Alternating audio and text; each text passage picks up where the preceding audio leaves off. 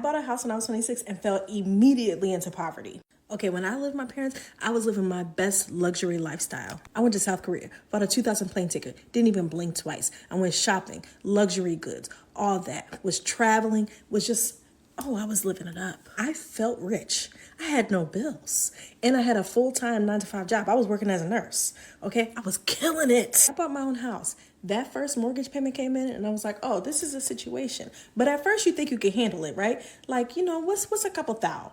What's a couple thou? I got it. But then the pipes in my 80-year-old home broke immediately as soon as I bought the house. Wiped out my savings. Then another pipe in a different area of the house broke. Okay, I'm struggling. Okay, I need help. Then my neighbor's pipe, it was a twin house, her pipe broke.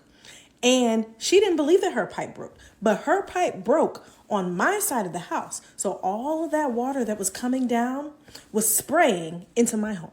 And then my water heater broke. When I tell y'all, I went from living in the lap of luxury to destitute immediately. Now, don't get me to fooling y'all, because it was worth it in the long run, because that house is now worth like 2 times what it was worth then.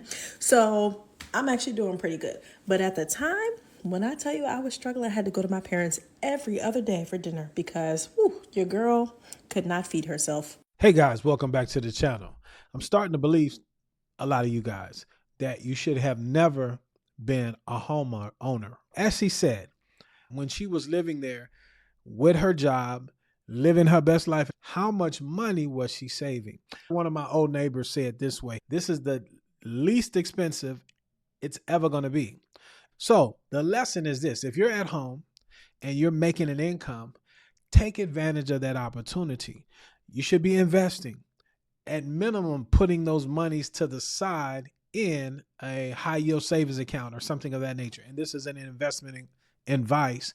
So for any of you that are in her situation and blessed to be in that situation, number one, save your money, man. Don't kick it all away. Have a plan of action, because if not, it will disappear. Number two, I think you should practice what it is that you're wanting to do in the future. What do you mean by that?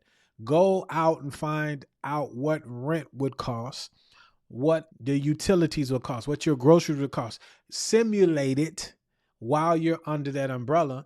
Hopefully that makes sense. If you guys agree, let me know down in the comment section, because as we get ready to go on, as she stated, once she hung in there, now she's glad that she did, because that property has appreciated to a point to where she's happy. Let's check out the next one.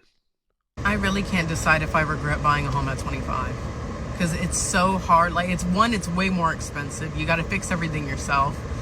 It's nice to say that you own a home, and legally it works out great, I guess. Property taxes. I have a townhome. We pay $4,000 in property taxes. I don't have a backyard. Like, I don't even have a front yard. Like, I don't know. I think everything's a scam. I think this whole world's a scam, and I feel like I fell for it. But at the same time, renting feels like a scam. And then I buy a home and I still feel scammed. And I'm like, whatever. It's not a scam. It's reality. And that's what a lot of us are having a hard time dealing with. I get it. When you were younger and someone else was taking care of everything, then life can seem like a dream. I heard it said this way: adulting sucks. Taxes, you got to pay for stuff. If you like nice stuff, you have to pay for it. I think there's some type of a race, and I think it's because of social media.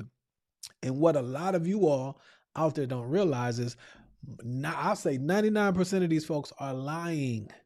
They're either telling you the sky is falling and it's not, or they're trying to present a version that's going to be attractive to you as to what you think life should be. And that's not how it is, because you have to start, and it takes time to make moves. It's not a race. What's not a race? You don't get extra credit because you bought a house at 25 or at 26 or at 22. You're not better than anyone else. And as you can hear thus far, if you're not prepared, then it's a curse and not a blessing. It's not the home ownership, it's us. We're not ready. And then when we're not ready, then we have that response. Oh, it's not as easy as I thought it was going to be. And don't get me wrong, I'm with you. A lot of you guys don't need to own because you're not ready. And some of you never need to own because you don't have the mindset that one needs to have when it comes to maintaining an investment over time, respectfully. You have to take care of stuff. You got to change filters, right? You have to paint.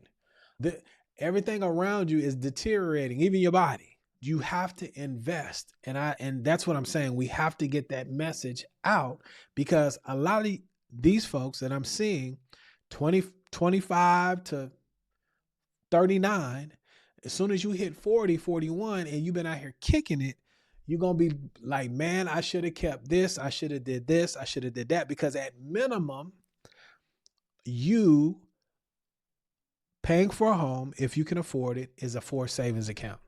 And I've said this over and over and over again. Most of us aren't saving. How do I know? Look at your bank account. Where are all these investments that you're going to do, that you feel like you're going to do, right? And so protect yourself, know yourself. If you choose not to own, it's fine. Everybody doesn't have to own, but everybody must look out for their future self some way, somehow, some fashion. Because the government, if you are relying on that, just pay attention, man.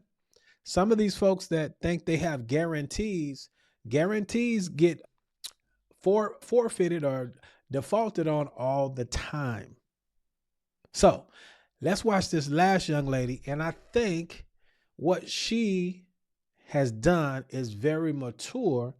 And I think a lot of you all probably need to take this step at this time. Check it out. I honestly wish somebody would have told me how overrated it is to own a home. My fiance and I just sold our house. We are back to renting. I'm ecstatic. He's ecstatic. We are saving so much. We were really young and stupid when we bought our house, so I'll give you that. But the weight that has been lifted off of our shoulders is, I can't explain it. There is so much maintenance that comes with the house, and our mortgage was ridiculously expensive. I can't even say the number because I'm embarrassed. We are probably not going to buy again for a very long time, or at least until we find our forever home. Just a PSA, if you're not ready for the maintenance and the cost that it comes to own a house, don't do it. Take your time. Please take your time. I love her PSA, and I will co-sign it.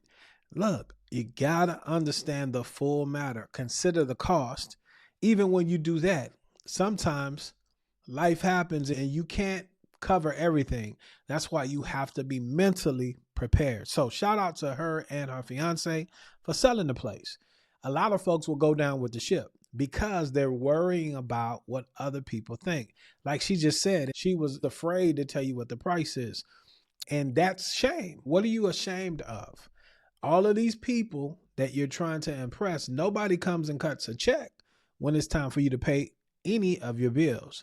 At the end of the day, you have to know your numbers. You have to know your why. You have to understand that you have to live beneath your means. I know nobody wants to hear that, but that's the case, right? You have to be able to say, no, not right now. I don't need this much. I would like that. This is what I'm going to do to get it, or I can't have it. These are all adult decisions. And we have to start teaching our younger folks that it takes time. If you're of my age, it's taken 20 years, especially if you're first generation in your family. You have to overcome what you didn't know and all those things. So our kids now, they're really the ones that should take this thing and run with it.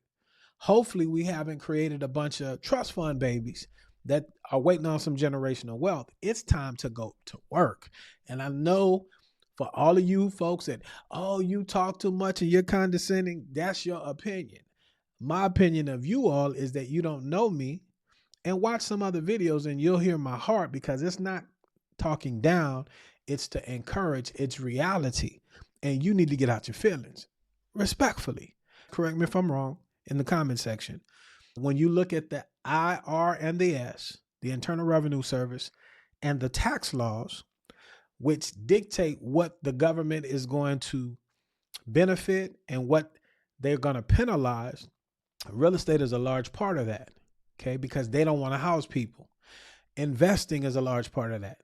We have to get on the asset side of the balance sheet and really understand what that means, and not do so from a standpoint of vanity metrics, but one in which we can hold for the long term. So shout out to them. The key thing that she said, and I hope that they're doing, is that they're saving, because when you save, then you can prepare for opportunities. That's my reaction to these three creators. They brought very valid points. Hopefully I was able to add something to make you think, depending on where you are, either thinking about getting onto the housing ladder, keeping the home if you're there, or selling it, or renting straight out. Nothing wrong with either of those things. If you are someone that wants to get on the property ladder and do so the proper way, I'm a lender. My NMLS license number is 180100, and I would love to have a conversation with you. My contact information is in the description of the video below. So my time is up, but I thank you for yours. As I always say, guys, let's be good to one another. Let us let grace abound. Watch these next two videos. They'll help you on your journey to home ownership. And until the next time, indeed, y'all stay blessed.